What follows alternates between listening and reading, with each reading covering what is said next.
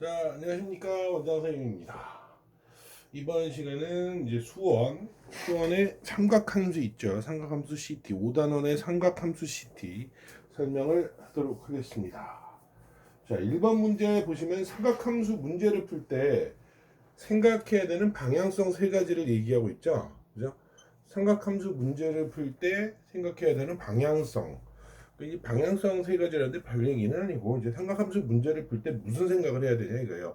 어떤 문제가 나오든 그 세 가지가 이제 답이 직각삼각형, 그죠? 직각삼각형, 그다음에 단위원, 그리고 이제 대칭성을 얘기를 하는데 직각삼각형 단위원 대칭성 이유 나온 이유를 간단하게 이제 살펴보면요. 직각삼각형이라는 거는 이렇게 보시는 것처럼 피타고라스를 뜨는 이렇게 뜻하는데 왜 이게 중요해요 원장 선생님? 이라고 물어보면 간단해요. 삼각함수라는 게 삼각비를 기초로 하잖아요. 다들 아시다시피 이게 코사인, 그죠?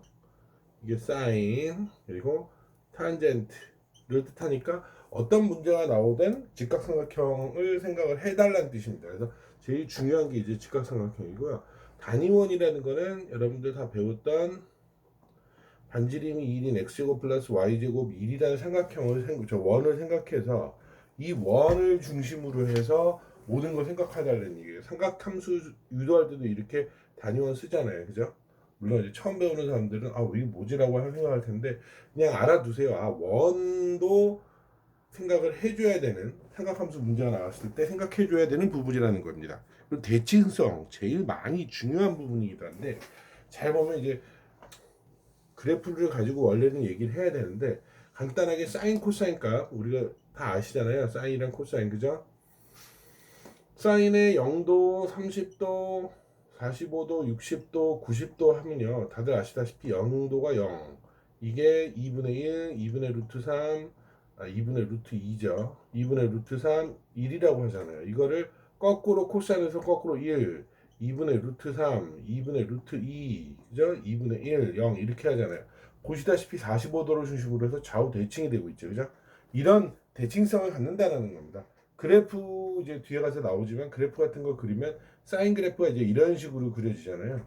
이 그래프를 잘 보시면 이 부분이 이제 180도 부분인데 파이죠, 파이 부분인데 이 180도를 중심으로 좌우 대칭이 된다는 거죠. 굉장히 중요한 부분이기도 하고 잘 알아두셔야 할 그런 겁니다. 그래서 잊지 마시고 우리가 삼각함수 공부를 하면 이 세 가지 직각삼각형, 단위원, 대칭성에 대해서 반드시 생각을 해줘야 된다. 그죠? 꼭 알고 계셔야 될 거죠. 그죠? 자, 두 번째. 부채꼴 호의 길이와 넓이의 길이 공식을 정리하는데 이거는 뭐 죄송한 얘기인데 그냥 외우시는 게 제일 편하죠. 요즘에는 이 중학교 1학년에서 이 부분을 배우죠. 그래서 이렇게 부채꼴이 있다. 2번입니다. 2번. 부채꼴이 있으면 그죠?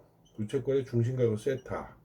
그죠? 반지름의 길이를 r, 이걸 L이라고 한다면 L은 R 세타라는 거, 그죠? L은 R 세타가 되는 거 여러분 다 알고 계시죠? 그죠? 이거랑 넓이를 구하는데 이 S가 어떻게 돼요? 2분의 1의 R L이나 L에다 이걸 집어넣은 S는 2분의 1 R 제곱 세타라는 겁니다. 유도 과정은 생략을 할게요. 왜냐면 뭐 이렇게 어려운 것도 아니고 뭐 간단한 원리를 하면 원 전체 넓이 있죠.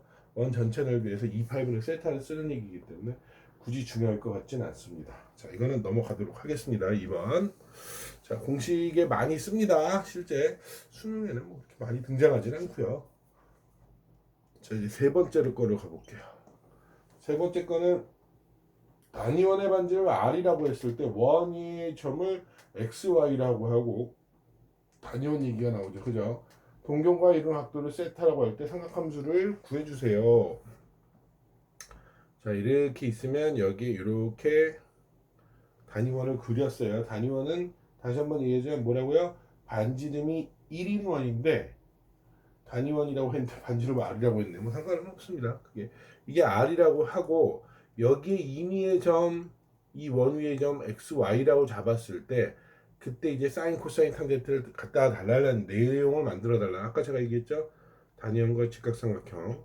이렇게 직각삼각형을 만들었을 때 얘기를 하는 겁니다. 그럼 보시다시피 잘 봐요. 여기 X 부분, Y 부분을 R과 사인 이거 이제 사이각을 세타라고 잡았을 때 X에 해당하는 부분이 이거 아닙니까? 요거. 여기 X죠? 그리고 이렇게 점을 잡았을 때 이게 Y잖아요. 그죠? 이 X와 Y를 뭘로 나타낼 수 있다고요? R과 코사인 사인으로 나타낼 수 있다는 얘기예요. 그죠? 자, 여기에서 보시면 사인 세타는 뭡니까? 사인 세타는 예분의 예잖아요.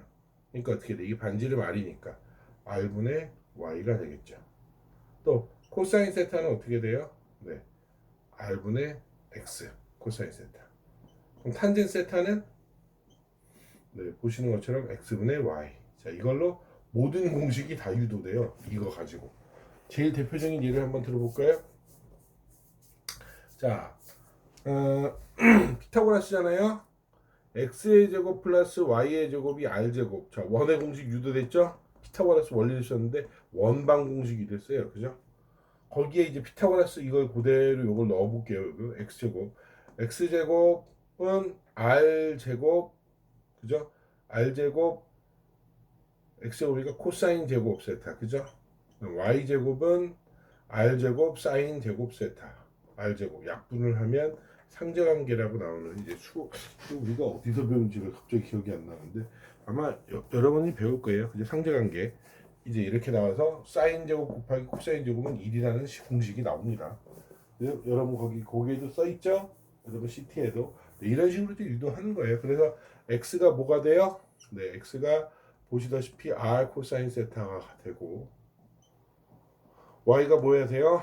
r 사인 세타가 되는 겁니다. 이런 식으로 이제 유도를 할 수 있다라는 거죠. 3번을 보고 이제 여러분들 공부를 해달라는 얘기죠. 그죠? 자, 그 다음 이제 4번에 대해서 3번이 아니라 3번, 4번 한꺼번에 다 제가 설명을 했네요. 그죠? 말하다 보니까 3번, 4번이 다 돼버렸네요. 3번, 4번 설명을 다 해버렸네요. 이제 3번 문제 단위형해서 삼각함수를 구했고, 그죠? 4번에 상제관계랑, 그죠? 상제관계랑 탄젠트를 얘기 안 했군요. 탄젠트 보시다시피 보세요.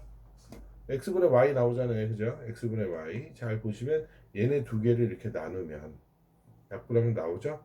그러니까 탄젠 세타가 코사인분의 사인 세타다. 라는 것까지 나오죠. 이거 말고 이제 다른 유도도 할 수 있어요.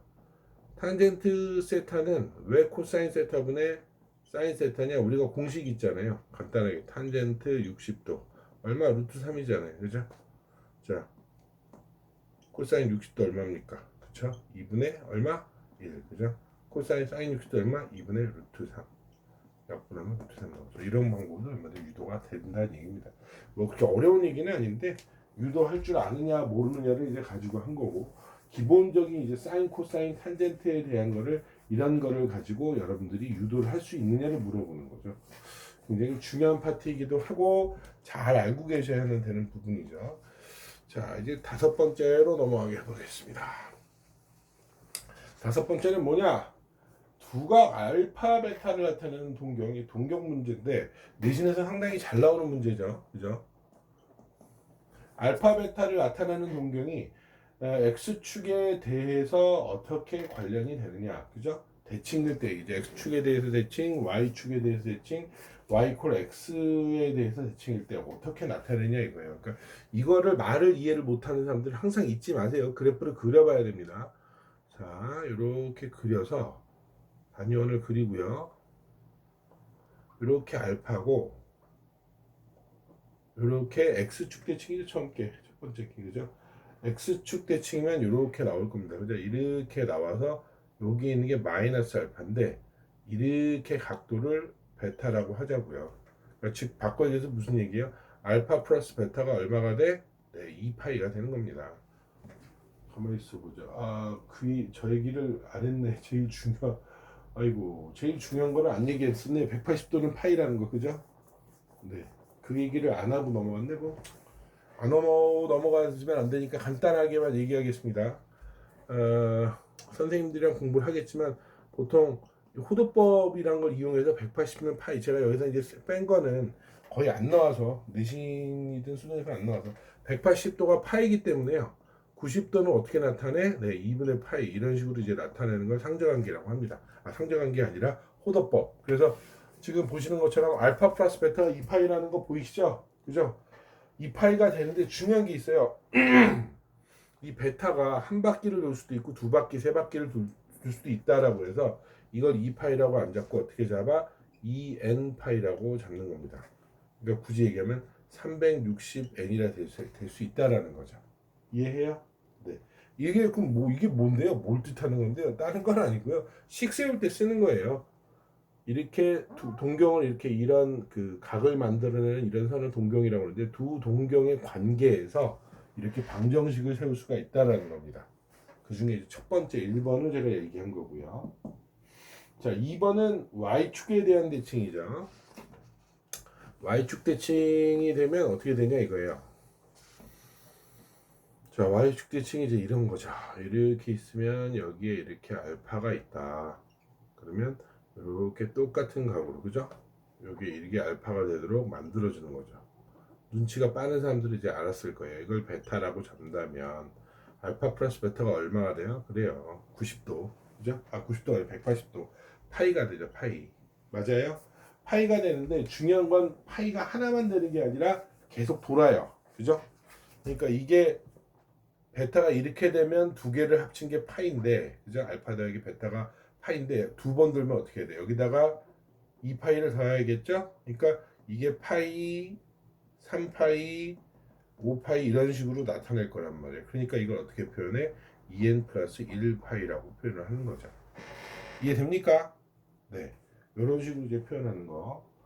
자, 그 다음 이제 y는 x 대칭. 항상 대칭이 나오게 되면 이렇게 두 개의 합을 가지고 식을 만든다는 거 꼭 이해를 좀 하세요. 자, 이렇게 있으면 y는 x 대칭이에요. y는 x 대칭이니까 여기에 알파가 있으면 이런 식으로, 그죠? 이 각도가 알파가 되는 베타가 존재하겠죠. 알파 플러스 베타는 얼마? 네, 맞아요. 2분의 파이예요. 90도가 되겠죠? 90도가 되는데 여기서도 똑같아요. 문제에서 했듯이 한 바퀴 돌고 두 바퀴 계속 돌 수 있으니까 여기다가 얼마를 더해? 2n 파이를 더하는 겁니다. 아시겠어요? 네. 이렇게 확인을 하셔서 꼭 암기를 하도록 하고, 항상 공식을 암기하시기 전에 제가 말씀드리지만 어떻게 하라고 이해를 하고 나서 암기를 하셔야 됩니다. 그냥 반드시 이거를 그냥 이렇구나 하고 외우는 거는 솔직히 좀 무의미해요. 문제를 풀 때 별 쓰지도 못하고. 그러니까 이게 왜 알파 더하기 베타가 이렇게 되지? 이 두 개의 동경의 가게 하기 왜 이렇게 되지? 이런 걸 꼭 확인하면서 공부를 하셔야 된다는 거예요. 아시겠죠? 자, 다음 시간에는 6번부터 시작하겠습니다.